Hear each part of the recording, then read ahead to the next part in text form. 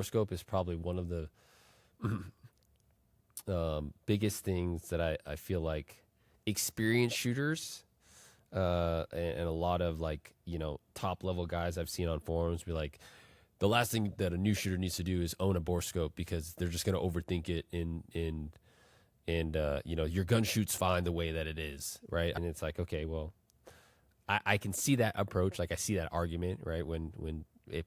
But then it's like, okay, well, if you're a good steward of the sport, why don't you teach them what they're looking for when they're looking at through a Borescope, right? What is the objective that they're trying to accomplish when owning a Borescope? Number one is establishing a baseline for what clean is, right? It's like, hey, you don't need to know anything other than maybe like what the lands and grooves look like, the transition with your neck shoulder junction, all these things and whatnot.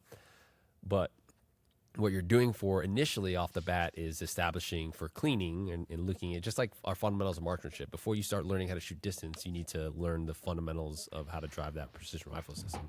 So if you decide to own a Borescope, in our opinion, what you're doing is you're learning maybe just the geometry of the bore, the lands and grooves of the barrel, and ultimately establishing what a baseline is for cleaning in terms of like what the metal actually looks like. And then, what copper buildup looks like, what carbon barrel looks like, right?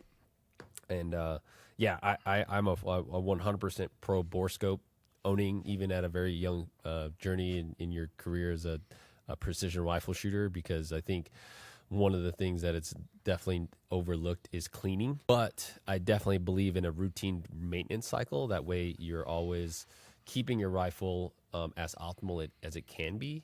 And then understanding that, I think we talked about this in the most previous podcast with Will, that every barrel has its own personality, right? But most commonly for all barrels, right, it changes throughout the life of its cycle, right? But ultimately cleaning, right,